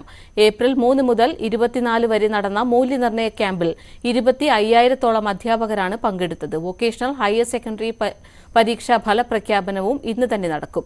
റെഗുലർ വിഭാഗത്തിൽ 27,798 പ്രൈവറ്റ് വിഭാഗത്തിൽ 1,502 വിദ്യാർത്ഥികൾ പരീക്ഷ എഴുതി.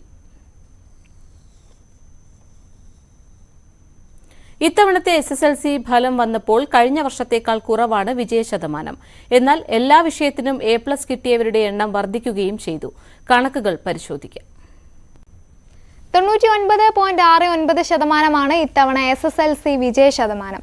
വിജയികളായ എല്ലാ കുട്ടികൾക്കും അഭിനന്ദനങ്ങൾ. എന്തായാലും ഇത്തവണത്തെയും കഴിഞ്ഞ വർഷത്തെയും ഒരു SSLC വിജയ ശതമാനവും കണക്കുമൊക്കെ നമുക്കൊന്ന് പരിശോധിക്കാം. ഇത്തവണ 99.69% വിജയം.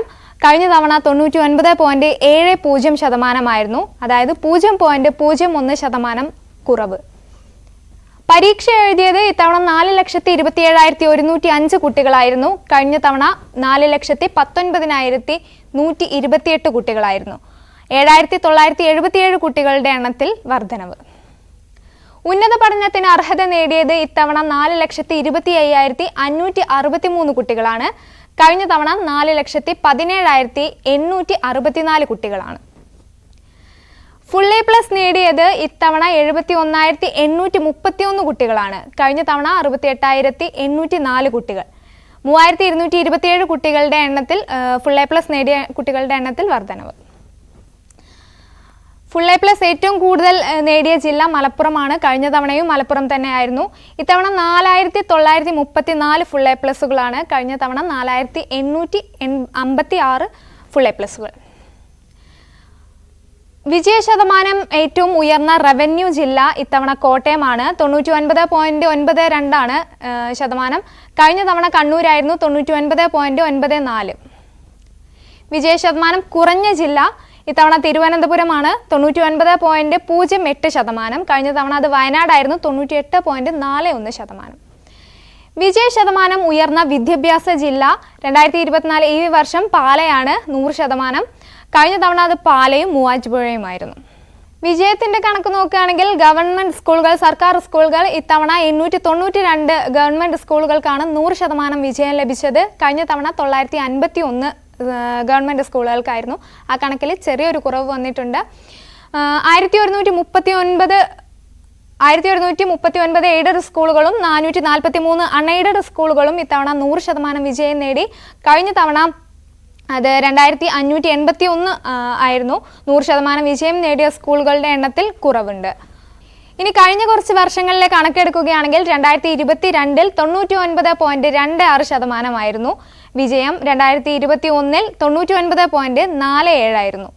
2020 98.82% വിജയം. വിജയികളായ എല്ലാവർക്കും കൺഗ്രാജുലേഷൻസ്. ഇത്തവണ പുനർമൂല്യനിർണ്ണയത്തിനുള്ള അപേക്ഷ മെയ് 9 മുതൽ സമർപ്പിക്കാം.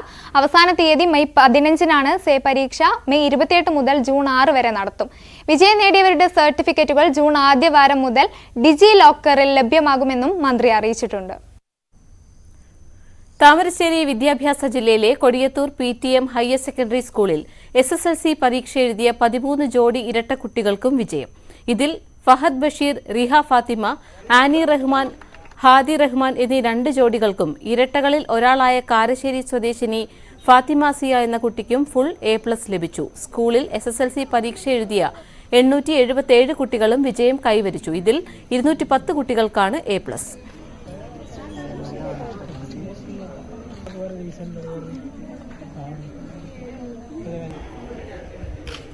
ഇങ്ങോട്ട്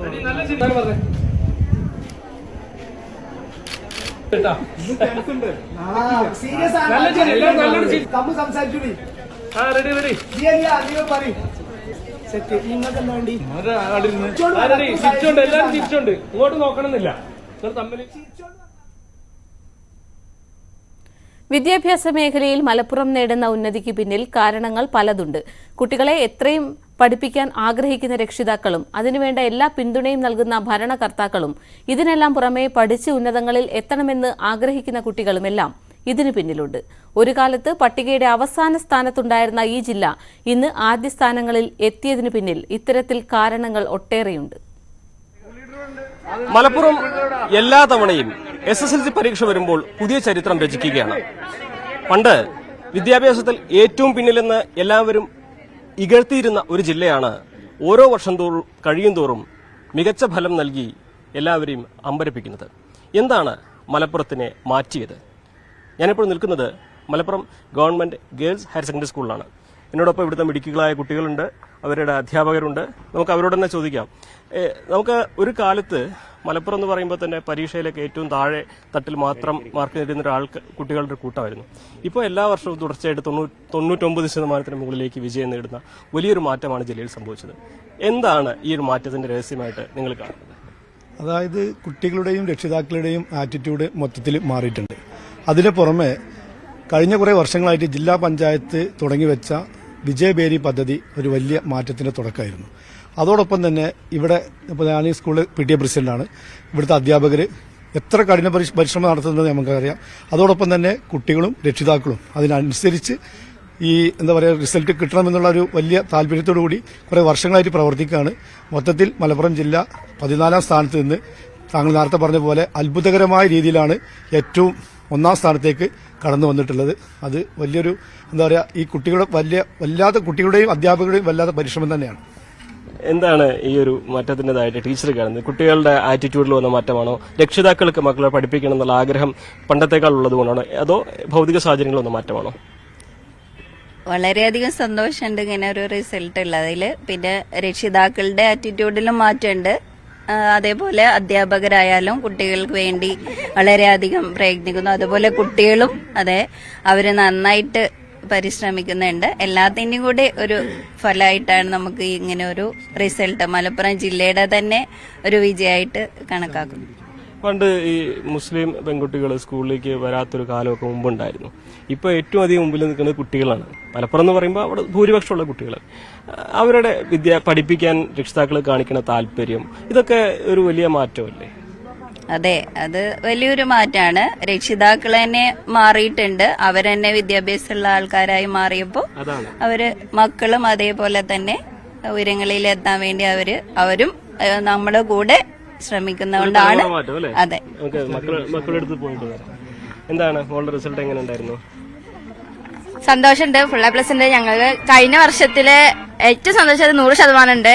പിന്നെ കഴിഞ്ഞ വർഷത്തില് 79 ഫുൾ A+, ഇപ്രാവശ്യം 92 ഫുൾ A+ ഉണ്ട്. അതുകൊണ്ട് തന്നെ ഭയങ്കര സന്തോഷമുണ്ട്.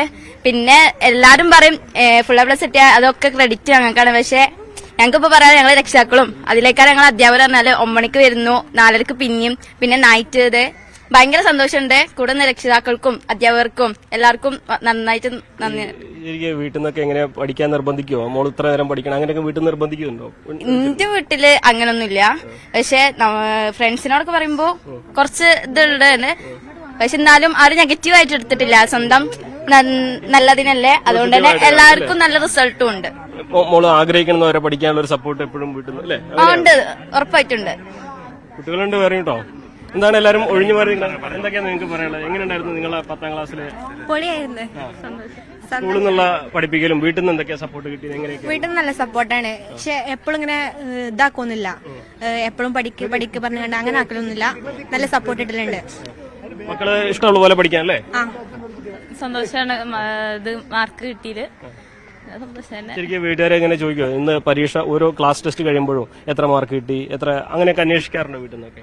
അന്വേഷിക്കാറുണ്ട്. പിന്നെ നമ്മളത് കൊണ്ടെടുക്കും. ചീത്ത പറയോ മാർക്ക് പറഞ്ഞാല്? ചീത്ത പറയില്ല, ഇതിലേറെ മെച്ചുണ്ടാവണം, കുറഞ്ഞാലും മെച്ചുണ്ടാവണം പറയാം, അത്രേ ഉള്ളൂ. എന്താണ് മോളൊക്കെ എങ്ങനെയായിരുന്നു പരീക്ഷ? എങ്ങനെയുണ്ടായിരുന്നു? എന്താ റിസൾട്ടിൽ ഇപ്പോ? ഞാൻ നല്ല റിസൾട്ട് തന്നെയാണ്. ഫുൾ എ പ്ലസ് പ്രതീക്ഷിച്ച പോലെ തന്നെ കിട്ടി. അങ്ങനെ. മോളെ സംബന്ധിച്ച് എന്താണ് ഈ ഒരു റിസൾട്ട് കിട്ടിയതിൽ ഏറ്റവും പ്രധാനപ്പെട്ട ഒരു കാര്യമായിട്ട് തോന്നിയത്? അധ്യാപകരുടെ സപ്പോർട്ടാണോ, വീട്ടുകാരുടെ സപ്പോർട്ടാണോ, എന്തൊക്കെയാണ് അതിൽ? രണ്ടും കൂടെ ഉണ്ട്. ടീച്ചേഴ്സ് പഠിപ്പിക്കുന്നുണ്ട്, പിന്നെ പാരന്റ്സിന്റെ സപ്പോർട്ടും രണ്ടും കൂടെ. എന്താ നിങ്ങളുടെയൊക്കെ ആഗ്രഹം ഇനി? അംബിഷൻസ് ആണ്. എനിക്ക് ഡോക്ടർ ആണെന്ന് ആഗ്രഹം. ഇനി അതിനെല്ലാം അപ്പൊ പ്ലസ് ടു സയൻസ് എടുത്ത് അല്ലേ? മോക്ക് എന്താ ആഗ്രഹം? നീറ്റ് ക്രാക്ക് ചെയ്ത് MBBS തന്നെയാണ്. അതന്നെ, നീറ്റ് ക്രാക്ക് ചെയ്യണം, MBBS കയറണം, ഇന്റഗ്രേറ്റഡ് ആയിട്ട് പഠിക്കണം എന്നുണ്ട്. Plus 1 plus 2. അത് ഈ വീട്ടുകാര് നമ്മളെ പറഞ്ഞതാണോ? മോൾക്ക് അങ്ങനെ ഒരു നമുക്ക് നമ്മുടെ ചുറ്റും നടക്കുന്ന കാര്യങ്ങൾ അങ്ങനെ ആഗ്രഹം തോന്നിയതാണോ? ആണ്, ചുറ്റും തോന്നിയത് തന്നെയാണ്. ചെറുപ്പം തൊട്ടേ തോന്നിയതാണ് ഡോക്ടർ ആവണം എന്നുള്ളൊരു ആഗ്രഹം. അത് വെച്ചിട്ട് തന്നെ പഠിച്ച് സ്കോളർഷിപ്പ് എക്സാംസ് ഒക്കെ എഴുതി കിട്ടിയിട്ട് തന്നെയാണ് പഠിച്ചത്. എന്താണെങ്കിലും ഇനി എല്ലാ ശ്രമം തുടങ്ങിയില്ലേ അടുത്ത സ്റ്റെപ്പിലേക്ക്? കുട്ടികൾക്കൊക്കെ വലിയ പ്രതീക്ഷകളാണ്. നമ്മൾ പറഞ്ഞ പോലെ കുട്ടികളൊക്കെ ഒരുപാട് വലിയ പ്രതീക്ഷയോടെയാണ് ഒരു പരീക്ഷ കഴിയുമ്പോൾ. വലിയ ആഗ്രഹങ്ങളാണ്, സ്വപ്നങ്ങളാണ്. മാറുന്ന മലപ്പുറത്തെ കുറിച്ച് എന്താണ് തോന്നുന്നത്? ഇവിടെ പറഞ്ഞ പോലെ വിദ്യാഭ്യാസ രംഗത്ത് ഒരു പുതിയൊരു തലമുറ മാറ്റമാണ് ഏറ്റവും പ്രധാനമായി ഇത്തരത്തിലുള്ള ഒരു ചേഞ്ചിന് അടിസ്ഥാനമായിട്ടുള്ളത്. കഴിഞ്ഞ 7 വർഷമായിട്ട് നമ്മുടെ ഈ പൊതുവിദ്യാലയത്തിൽ 100% വിജയം എന്ന് പറഞ്ഞാൽ ഇവിടുത്തെ അധ്യാപകരുടെയും PTA-യുടെയും ഒക്കെ കൂട്ടായ ശ്രമത്തിന്റെ ഫലമായി സ്പെഷ്യൽ കോച്ചിങ് ആണ് നമ്മൾ ഈ വിദ്യാർത്ഥികൾക്ക്. ക്ലാസ് ടൈം കഴിഞ്ഞതിന് ശേഷം വൈകുന്നേരങ്ങളിലും രാവിലെയും ഒക്കെ യാതൊരു പ്രതിഫലവും ഇച്ഛിക്കാതെയാണ് ഇവിടുത്തെ അധ്യാപകർ ആത്മാർത്ഥമായിട്ടുള്ള അവരുടെ ആ ഒരു പരിശ്രമത്തിന്റെ ഫലമായിട്ട് തന്നെയാണ് ഇത്തരത്തിലുള്ള റിസൾട്ട് നമുക്ക് നേടാനായത്. ഇടയ്ക്ക് ചോദിച്ചോട്ടെ, മുൻപൊക്കെ നമ്മൾ ഒരു കാലത്ത് ഈ അന്നം തേടിയിട്ട് വിദേശത്ത് പോയതുകൊണ്ട് പലർക്കും വേണ്ടത്ര പഠിക്കാനൊന്നും പറ്റിയിരുന്നില്ല. ആ ഒരു തലമുറ അവർക്ക് ലഭിക്കാത്ത ഒരു വിദ്യാഭ്യാസത്തിന്റെ മികവ് കുട്ടികൾക്ക് വേണമെന്നൊരു ആഗ്രഹം കൊണ്ട് അതിലേക്ക് കുറെ കൂടി ശ്രദ്ധ കൊടുക്കുന്നു എന്ന് പറയാൻ പറ്റുമോ? അത് തീർച്ചയായിട്ടും ഉണ്ട്. പക്ഷെ അതിലൊക്കെ അപ്പുറത്ത് ഞാനൊക്കെ പഠിക്കുന്ന കാലത്ത് ഞങ്ങളുടെ കാലത്ത് മിക്കവാറും ഞങ്ങളുടെ നാട്ടുകാരായ അധ്യാപകർ വളരെ കുറവായിരുന്നു. മിക്കവാറും മറ്റ് ജില്ലകളിൽ നിന്ന് വന്ന അധ്യാപകരായിരുന്നു ഉണ്ടായിരുന്നത്. സത്യത്തിൽ അവർ കുറ്റപ്പെടുത്തുകയല്ല, പക്ഷേ നമ്മുടെ നാട്ടുകാർ ഇപ്പൊ ഈ രംഗത്തേക്ക് വന്നപ്പോൾ എന്റെ നാട്, എന്റെ കുട്ടികൾ, നമ്മുടെ സ്വന്തം നാട്ടുകാർ, നമ്മുടെ സ്വന്തം കുട്ടികൾ എന്നുള്ള ഒരു വല്ലാത്ത കാഴ്ചപ്പാടും അത് വല്ലാത്ത അതേപോലെ നേരത്തെ സ്റ്റാൻഡിംഗ് കമ്മിറ്റി ചെയർമാൻ പറഞ്ഞ പോലെ രാത്രി വളരെ വൈകിയും അധ്യാപകർ കുട്ടികൾക്ക് വേണ്ടിയിട്ട് ഉറക്കമൊഴിച്ചും അല്ലെങ്കിൽ രാവിലെ 7 മണിക്ക് വീട്ടിൽ നിന്ന് ഇറങ്ങുന്ന അധ്യാപകർ രാത്രി 9 മണിക്കൊക്കെ വീട്ടിൽ തിരിച്ചെത്തുന്നത്. അത് നമ്മുടെ സ്വന്തം നാട്ടിൽ അല്ലെങ്കിൽ നാടിന്റെ എന്നുള്ളൊരു വികാരം ഉണ്ടല്ലോ, നമ്മുടെ സ്വന്തം കുട്ടികൾ എന്നുള്ള ആ ഒരു വികാരം. അതേപോലെ തന്നെ താങ്കൾ നേരത്തെ പറഞ്ഞ പോലെ, കാരണം ഞങ്ങളൊക്കെ ഒരു തലമുറ ഗൾഫ് എന്നുള്ളൊരു അംബിഷൻ ഉണ്ടായിരുന്നു. അത് മാറി ഇപ്പോൾ ഒരു വിദ്യാഭ്യാസത്തിന്റെ മേഖലയിലേക്ക് കുട്ടികൾ ഒന്നുകൂടെ കുറച്ചുകൂടി നല്ല കരിയർ നന്നായിരിക്കണം എന്ന് ആഗ്രഹിക്കുന്ന ഒരു വലിയതുണ്ട്. ഞങ്ങൾ കിട്ടാതെ പോയതൊക്കെ കുട്ടികൾക്ക് കിട്ടണമെന്ന് ആഗ്രഹിക്കുന്ന ഒരു തലമുറ. ഈ കുട്ടികളുടെ ആറ്റിറ്റ്യൂഡിൽ വന്ന മാറ്റം എങ്ങനെ ഈ ഇത്രയും വർഷങ്ങൾക്കിടയിൽ തോന്നുന്നത്? പണ്ടത്തെ കുട്ടികൾ ഇപ്പോഴത്തെ കുട്ടികൾ നമ്മൾ വ്യത്യാസം എന്താ തോന്നുന്നത്? അത് നേരത്തെ ഇവിടെ സൂചിപ്പിച്ചതുപോലെ തന്നെയാണ് സമൂഹത്തിൽ വന്ന മൊത്തം മാറ്റമാണ്. അതായത് രക്ഷിതാക്കൾ മാറുന്നു, അത് കുട്ടികളും മാറി വരുന്നു. അതോടൊപ്പം തന്നെ ഇപ്പോൾ തദ്ദേശ സ്വയംഭരണ സ്ഥാപനങ്ങൾ, പ്രത്യേകിച്ച് നമ്മുടെ മലപ്പുറം മുനിസിപ്പാലിറ്റി നല്ലൊരു സപ്പോർട്ടാണ് ഞങ്ങൾക്ക് തരുന്നത്. അതും അതുപോലെ തന്നെ PTA ഒക്കെ ഏത് സമയത്തും ഇവിടെ ഞങ്ങളെ കൂടെയുണ്ട്. അതുകൊണ്ട് അധ്യാപകർ നന്നായി ട്രൈ ചെയ്യുന്നുണ്ട്, കുട്ടികളും അതിനനുസരിച്ച്. അതുകൊണ്ടാണ് ഇത്രയും നല്ലൊരു വിജയം ഉണ്ടാകുന്നത്. നേരത്തെ ലീഡർ സൂചിപ്പിച്ചതുപോലെ വൈകുന്നേരങ്ങളിലൊക്കെ അധ്യാപകരോട് നിൽക്കാൻ തയ്യാറാണ്. അതിന് വലിയൊരു മാറ്റം. സ്വന്തം കുട്ടികളെ പഠിപ്പിക്കുന്നതിനേക്കാൾ കൂടുതൽ സ്കൂളിലെ കുട്ടികളെ അതെ, തീർച്ചയായിട്ടും അതാണ് ഇതിന്റെ വിജയത്തിന്. നമ്മുടെ നിരീക്ഷണം എന്ന് പറഞ്ഞു കഴിഞ്ഞാൽ നേരത്തെ സൂചിപ്പിച്ചതുപോലെ പൊതുവിദ്യാഭ്യാസ സ്ഥാപനങ്ങൾ മുൻപ് ആളുകളുടെ ഇടയിൽ ഒരു പിന്നോക്കം നിൽക്കുന്ന സാഹചര്യമാണ് ഉണ്ടായിരുന്നത്. എന്നാൽ ഇന്ന് നമ്മുടെ ഗവൺമെന്റിന്റെ ഭാഗമായിട്ട് വിദ്യാഭ്യാസ സംരക്ഷണ യജ്ഞം, അതുപോലെ തന്നെ വിദ്യാകിരണം, ഇതിന്റെ ഭാഗമായിട്ട് വിദ്യാലയം തന്നെ വലിയൊരു അടിമുടി മാറ്റമാണ്. ആ അടിമുടി മാറുന്നതിൽ നമ്മുടെ സ്മാർട്ട് ക്ലാസ് റൂമുകളായി മാറുന്നു. അതിലേക്കെല്ലാം എക്യുപ്പഡായിട്ട് നമ്മുടെ അധ്യാപകർ മാറുകയാണ്. അധ്യാപകരുടെ ആ ഒരു മാറ്റം, അവരുടെ ഡെഡിക്കേഷൻ, അതും അതോടൊപ്പം അവരോടൊപ്പം നിൽക്കാൻ നമ്മുടെ തദ്ദേശ സ്വയംഭരണ സ്ഥാപനങ്ങൾ, PTA, ഈ എല്ലാ ഘടകങ്ങളും ഒരുമിച്ച് ചേരുമ്പോൾ അത് വിദ്യാലയത്തിൽ വലിയ മാറ്റം. ആ മാറ്റം കുട്ടികളിലും പ്രകടമാവുകയാണ്. ആ പ്രകടമാകുമ്പോൾ അതിനനുസരിച്ച് രക്ഷിതാക്കളും മാറാൻ തയ്യാറാവുകയാണ്. കാരണം ഈ എല്ലാ ഘടകങ്ങളും ഒന്നിക്കുമ്പോൾ എൻ്റെ മക്കളെ അതിന് മുൻപന്തിയിലേക്ക് എത്തിക്കാൻ ഞാനും പരിശ്രമിക്കേണ്ടതുണ്ട്. എന്നാൽ കഴിയുന്ന രൂപത്തിൽ കുട്ടികളെ ഏതൊക്കെ മേഖലകളിലേക്കാണോ കൈപിടിച്ച് ഉയർത്തേണ്ടത് അതിന് അവരും തയ്യാറാണ്. അപ്പോൾ ഇതെല്ലാം ഒരുമിച്ച് ചേരുന്നതോടുകൂടിയാണ് നമ്മുടെ പൊതുവിദ്യാഭ്യാസ സ്ഥാപനങ്ങൾ വലിയൊരു മാറ്റമുണ്ട്. അതിൻ്റെ ഏറ്റവും വലിയ സന്തോഷകരമായ ഒരു ഉദാഹരണം എന്ന് പറയുന്നത് ഞാൻ പ്രതിദാനം ചെയ്യുന്ന, ഇപ്പോൾ നമ്മുടെ സ്റ്റാൻഡിംഗ് കമ്മിറ്റി ചെയർമാൻ പറഞ്ഞ പോലെ നമ്മളൊക്കെ പ്രതിദാനം ചെയ്യുന്ന ഈ ഗവൺമെന്റ് സ്ഥാപനം 100% വിജയം വരിക്കുന്നു. അതിൽ ഏകദേശം മൂന്നിലൊന്നും A+ എത്തുന്നു എന്നുള്ളതിൽ വലിയ അതിയായ സന്തോഷം. അതിന് ഇവിടുത്തെ അധ്യാപകരായി നേതൃത്വം നൽകുന്ന പ്രധാന അധ്യാപകർ, അവർക്ക് മാർഗനിർദ്ദേശം നൽകുന്ന PTA, ഇവരെല്ലാവരെയും മുക്തകണ്ഠം പ്രശംസിക്കാനും അഭിനന്ദിക്കാനും ഞാൻ ഈ സന്ദർഭം കൂടി ഉപയോഗപ്പെടുത്തി. ഒരു ദിവസം കൊണ്ടുണ്ടായ മാറ്റമല്ല അല്ലേ, കാലങ്ങളെ കൊണ്ടുണ്ടാക്കിയെടുത്ത മാറ്റമാണ് അല്ലേ? ഇപ്പോൾ ഈ വർഷം തുടക്കം മുതൽ ജൂൺ മുതൽ തന്നെ വിജയബേരി പ്രവർത്തനങ്ങൾ വളരെ ചിട്ടയായിട്ട് നടത്താൻ നമുക്ക് സാധിച്ചിട്ടുണ്ട്. എല്ലാ ദിവസവും മോർണിംഗ് അതുപോലെ തന്നെ ഈവനിങ് ക്ലാസ്സുകൾ, പിന്നെ ഏറ്റവും പിന്നാക്കം നിൽക്കുന്ന കുട്ടികളെ ഉയർത്തിക്കൊണ്ടുവരുന്നതിനുള്ള പ്രത്യേക പദ്ധതികൾ നമ്മൾ ആവിഷ്കരിച്ചിരുന്നു. അതേപോലെ തന്നെ എല്ലാ ശനിയാഴ്ച ജനുവരി മുതൽ എല്ലാ ശനിയാഴ്ചയും ക്യാമ്പ് സംഘടിപ്പിച്ചിട്ടുണ്ട് 10ാം ക്ലാസ്സിലെ കുട്ടികൾക്ക് വേണ്ടിയിട്ട്. അതുപോലെ A+ ക്ലബ്ബ്, ഉയർന്ന മാർക്ക് കിട്ടുന്ന കുട്ടികളെ A+ എത്തിക്കാനുള്ള ശ്രമം വിജയബേരി പ്രവർത്തനങ്ങളുടെ ഭാഗമായിട്ട് നടന്നുണ്ട്. അപ്പോൾ അതുകൊണ്ട് തന്നെ ഈ വർഷം നമുക്ക് A+ കിട്ടിയ കുട്ടികളുടെ എണ്ണത്തിൽ വലിയ വർധനവുണ്ടായിട്ടുണ്ട്. 92 കുട്ടികൾക്ക് A+ ലഭിച്ചു. 25%-ലധികം കുട്ടികൾക്കാണ് ഈ വർഷം നമുക്ക് A+ കിട്ടിയതെന്നുള്ള വലിയ സന്തോഷമുണ്ട്. ഇതാണ് മലപ്പുറത്തിന്റെ ആ വിദ്യാഭ്യാസ രംഗത്തുള്ള മാറ്റത്തിന്റെ വഴി. ഒന്നും പെട്ടെന്നുണ്ടായതല്ല, കാലങ്ങളെ കൊണ്ടുണ്ടായതാണ്. ഒരു തലമുറ അവർക്ക് നേടാൻ കഴിയാത്ത വിദ്യാഭ്യാസം അവരുടെ മക്കൾക്ക് നൽകണമെന്ന് ആഗ്രഹിക്കുന്നു. അതോടൊപ്പം തദ്ദേശഭരണ സ്ഥാപനങ്ങളാവട്ടെ, സർക്കാർ സ്ഥാപനങ്ങളാവട്ടെ, അധ്യാപകരാവട്ടെ വിദ്യാർത്ഥികൾക്കൊപ്പം നിൽക്കുന്നു, വിദ്യാർത്ഥികളുടെ സ്വപ്നങ്ങൾക്കൊപ്പം നടക്കുന്നു. മലപ്പുറത്തിന്റെ ഈ മാറ്റം ഒരു ദിവസം കൊണ്ടുണ്ടായതല്ല, അത് കാലങ്ങളെ കൊണ്ട് മലപ്പുറം ആർജിച്ചെടുത്തതാണ്. ക്യാമറമാൻ അഖിൽ ഊട്ടുപാറയ്ക്കൊപ്പം CB അനുമോദ്, ന്യൂസ് 18. USS പരീക്ഷയിൽ മികച്ച വിജയം നേടി പട്ടാമ്പി ആമയൂർ സ്കൂളിന് അഭിമാനമാകുകയാണ് പ്രിയാംശു ചൌധരി. സ്കൂളിൽ നിന്ന് പരീക്ഷ എഴുതിയവരിൽ ജയിച്ചത് പ്രിയാംശു മാത്രമാണ്. 9 പേരെ പിന്തള്ളിയാണ് ഉത്തർപ്രദേശ് സ്വദേശി വിജയം കരസ്ഥമാക്കിയത്. ആമയൂർ സൗത്ത് AUP സ്കൂളിൽ നിന്ന് ഇത്തവണ 10 പേരാണ് USS പരീക്ഷ എഴുതിയത്. വിജയം കരസ്ഥമാക്കിയതാകട്ടെ പ്രിയാംശു ചൌധരി മാത്രം. 5ാം ക്ലാസ് മുതൽ ആമയൂർ സ്കൂളിലാണ് പ്രിയാംശു ചൌധരിയുടെ പഠനം. പരിമിതികളെ മറികടന്നാണ് ഉത്തർപ്രദേശ് സ്വദേശി അനിൽ ചൌധരിയുടെയും രഞ്ജനയുടെയും 3 മക്കളിൽ 2ാമത്തെ മകളായ പ്രിയാംശു മിന്നും വിജയം നേടിയത്. ഞാൻ LP സ്കൂള് ശങ്കരമംഗലത്തിലാണ് പഠിച്ചത്. UP ഞാൻ ഇവിടെ ആമയൂരിലാണ് പഠിച്ചത്. 5ഉം 6ഉം 7ഉം ഞാൻ ആമയൂർ സൗത്തിലാണ് പഠിച്ചത്. പിന്നെ ഞാൻ 6ാം ക്ലാസ്സിൽ സംസ്കൃത സ്കോളർഷിപ്പ് ജയിച്ചു. 7ാം ക്ലാസ്സിലും ഞാൻ സംസ്കൃത സ്കോളർഷിപ്പ് ജയിച്ചു. പിന്നെ ഞാൻ USS എന്ന് പറയുന്ന ഒരു വലിയ എക്സാമിനേഷൻ ഞാൻ ക്രാക്ക് ചെയ്തു. എനിക്ക് നല്ല സന്തോഷമുണ്ട്. അതുമാത്രമല്ല എൻ്റെ ഫാമിലിയും എൻ്റെ നല്ല സപ്പോർട്ട് ചെയ്തു. എനിക്ക് നല്ല സന്തോഷമുണ്ട്. 8 വർഷം മുമ്പാണ് കുടുംബം തൊഴിലിനായി കൊപ്പം ആമയൂരിലെത്തിയത്. ആമയൂർ AUP സ്കൂളിന് സമീപത്തെ വർക്ക്ഷോപ്പ് തൊഴിലാളിയാണ് പ്രിയാംശുവിന്റെ പിതാവ്. ഈ വർക്ക്ഷോപ്പിൽ തന്നെയാണ് കുടുംബം കഴിയുന്നതും. സഹോദരൻ ധുബ്യാംശു ചൌധരി ഇതേ സ്കൂളിലെ 5ാം ക്ലാസ് വിദ്യാർത്ഥിയാണ്. സഹോദരി Priyanka Pattambi government higher secondary സ്കൂളിൽ 10ാം ക്ലാസ് വിദ്യാർത്ഥിനിയാണ്. ന്യൂസ് 18 പട്ടാമ്പി. വാർത്താരംഭത്തിൽ ഒരു ഇടവേള കൂടി.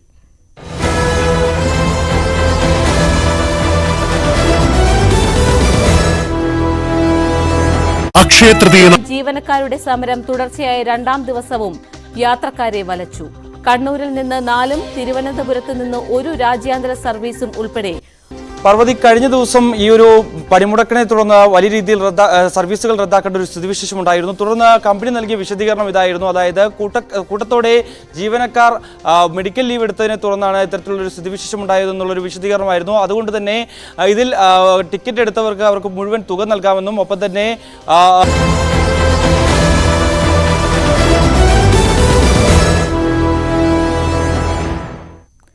കാരക്കോണം മെഡിക്കൽ കോഴക്കേസിൽ കുറ്റപത്രം സമർപ്പിച്ച ED, CSI സഭാ മുൻ മോഡറേറ്റർ ബിഷപ്പ് ധർമ്മരാജ് റസാലം അടക്കം 4 പേരെ പ്രതി ചേർത്താണ് കുറ്റപത്രം. Dharmaraj Rasalam, college director doctor Bennett Abraham, സഭാ മുൻ സെക്രട്ടറി TT പ്രവീൺ എന്നിവരാണ് പ്രതികൾ.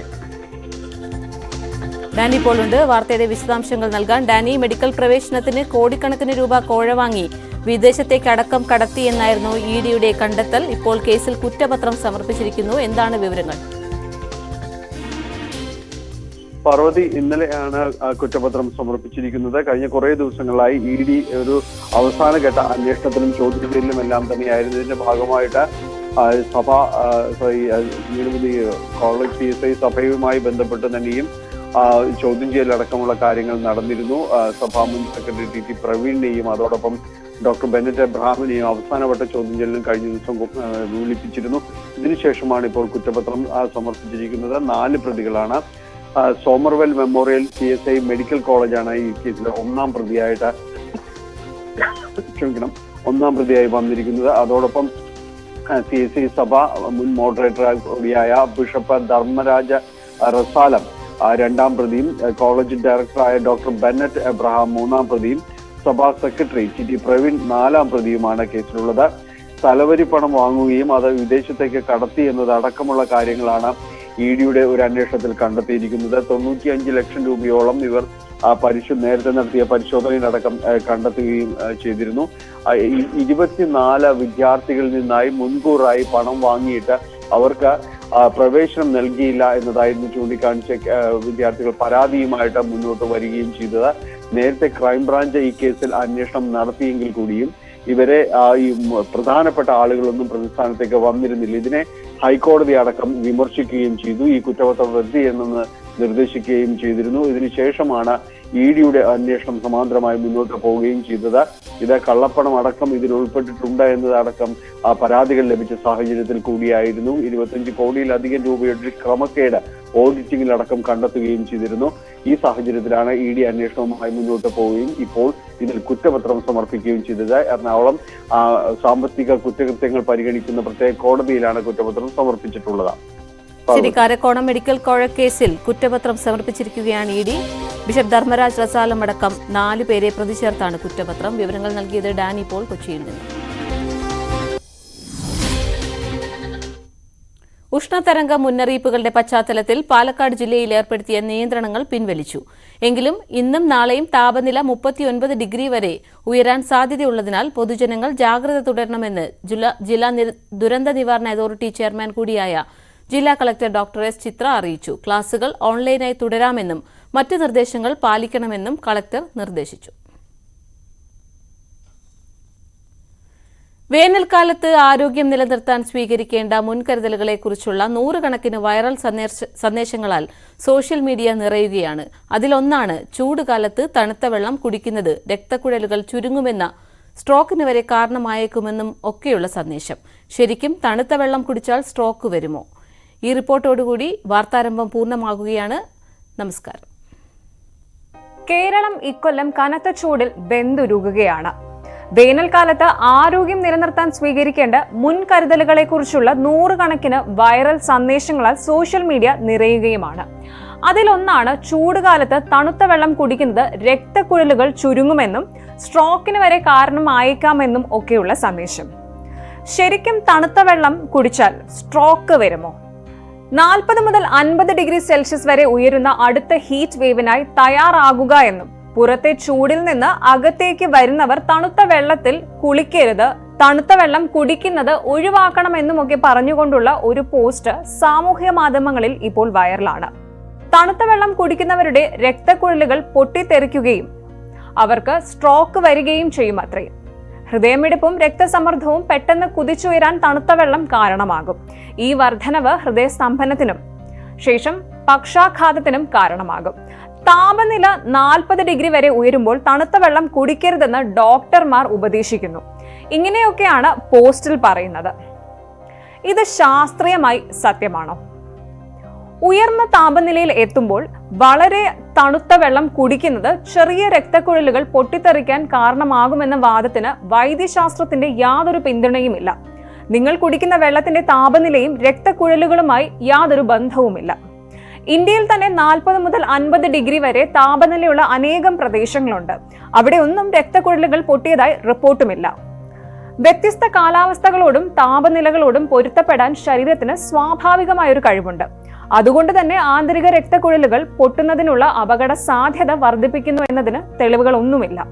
കുടിക്കുന്ന ജലത്തിന്റെ താപനില തണുപ്പോ ചൂടോ ആകട്ടെ നമ്മുടെ രക്തക്കുഴലുകളുടെ ബലത്തെ നേരിട്ട് ബാധിക്കില്ല എന്നതാണ് വാസ്തവം.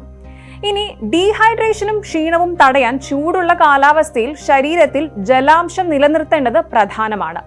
ചൂടുള്ള സമയത്ത് പുറത്ത് സമയം ചിലവാക്കിയ ശേഷം തണുത്ത വെള്ളം കുടിക്കുന്നത് ഹാനികരമാണെന്ന വാദം ശാസ്ത്രീയമല്ല. തണുത്ത വെള്ളത്തിന് ഉന്മേഷം നൽകാനും ശരീര താപനില നിയന്ത്രിക്കാനും കഴിയും. ഉയർന്ന ചൂടിൽ ദീർഘനേരം സമ്പർക്കം പുലർത്തിയതിനു ശേഷം തണുത്ത വെള്ളം അമിതമായ അളവുകളിൽ കഴിക്കുന്നത് ചിലപ്പോൾ ശരീരത്തിന് താൽക്കാലിക അസ്വസ്ഥതകളോ ഗുരുതരമായ കുഴപ്പങ്ങളോ ഉണ്ടാക്കാം. എങ്കിലും സാധാരണ അളവിൽ കുഴപ്പമുള്ള കാര്യമല്ല. ഈ തണുത്ത വെള്ളം നേരിട്ട് കിഡ്നിയിലെത്തി അതിന്റെ പ്രവർത്തനം തകരാറിലാക്കുമെന്ന വാദങ്ങളും തെറ്റാണ്. ശരീരത്തിന്റെ താപം പുറത്തു കളയാൻ കൂടുതൽ ബുദ്ധിമുട്ടുള്ള ചൂട് സമയങ്ങളിൽ തണുത്ത ഭക്ഷണം, വെള്ളം എന്നിവ ശരീരത്തിന്റെ ആരോഗ്യകരമായ താപനില നിലനിർത്താൻ ശരീരത്തെ സഹായിക്കുക പോലും ചെയ്യാറുണ്ട്. കൂടാതെ ഹൈപ്പർതെർമിയ പോലുള്ള മെഡിക്കൽ സാഹചര്യങ്ങളിൽ ശരീരത്തിന്റെ താപനില പെട്ടെന്ന് കുറച്ചു കൊണ്ടുവരാൻ ഐസ് ബാത്ത് പോലുള്ള സംവിധാനങ്ങൾ ആശുപത്രികളിൽ പോലും ഉപയോഗിക്കാറുമുണ്ട്. സൂര്യപ്രകാശത്തിൽ സമയം ചെലവഴിച്ച ശേഷം ശരീരം കുളിക്കുന്നതിന് മുൻപ് അരമണിക്കൂർ കാത്തിരിക്കണമെന്നും മറ്റുമുള്ള നിർദ്ദേശങ്ങളും ശാസ്ത്രീയമല്ല. പതിവായി കുളിക്കുന്നത് ഉൾപ്പെടെയുള്ള ശുചിത്വ രീതികൾ ചൂടുകാലത്ത് മൊത്തത്തിലുള്ള ആരോഗ്യത്തിന് പ്രധാനമാണ്. കൂടാതെ നേരിട്ട് സൂര്യപ്രകാശം ഏൽക്കേണ്ട സാഹചര്യങ്ങളിൽ തൊപ്പി ഉൾപ്പെടെയുള്ള തക്കതായ വസ്ത്രധാരണവും സൺസ്ക്രീനും മറ്റും ഉപയോഗിക്കുകയും വേണം. പൊതുവായ ആരോഗ്യസ്ഥിതി, ജീവിതശൈലി ഘടകങ്ങൾ, ജനിതക കാരണങ്ങൾ എന്നിവ ഉൾപ്പെടെ ഒന്നിലധികം കാരണങ്ങൾ കൊണ്ടുണ്ടാകാവുന്ന സങ്കീർണമായ അസുഖമാണ് സ്ട്രോക്ക് അഥവാ പക്ഷാഘാതം. ചൂടിൽ നിന്ന് വന്ന ശേഷം തണുത്ത വെള്ളത്തിൽ കുളിക്കുന്നത് മനുഷ്യർ സാധാരണ ചെയ്യുന്നതാണ്. ഇത് പക്ഷാഘാതമോ ഹൃദയാഘാതമോ മറ്റെന്തെങ്കിലും തരത്തിലുള്ള രോഗങ്ങളോ ഉണ്ടാകുമെന്നതിന് കാര്യമായ തെളിവുകളൊന്നുമില്ല എന്നതാണ് മറ്റൊരു വസ്തുത. മറ്റേത് സമയത്തും ഉണ്ടാകാം എന്നതുപോലെ കുളിക്കുന്ന സമയത്തും സ്ട്രോക്കോ ഹൃദയാഘാതമോ ഒക്കെ ഉണ്ടായി എന്ന് വരാം. ഇത്തരം ഗുരുതര ആരോഗ്യ പ്രശ്നങ്ങൾ അഭിമുഖീകരിച്ചാൽ ഉടനെ തന്നെ വൈദ്യശാസ്ത്ര സഹായം തേടുന്നതാണ് ഉചിതം. ചുരുക്കി പറഞ്ഞാൽ കുളിക്കുന്നതിനും കുടിക്കുന്നതിനും തണുത്ത വെള്ളത്തെ മാറ്റി നിർത്തേണ്ടതില്ല. പക്ഷേ തണുത്ത വെള്ളം കുടിക്കുമ്പോൾ തൽക്കാലം ഒരു ആശ്വാസം കിട്ടുമെങ്കിലും ദീർഘകാല അടിസ്ഥാനത്തിൽ ഈ ശീലം ആരോഗ്യത്തെ മോശമായി ബാധിച്ചേക്കാമെന്നും പഠനങ്ങൾ സൂചിപ്പിക്കുന്നുണ്ട്.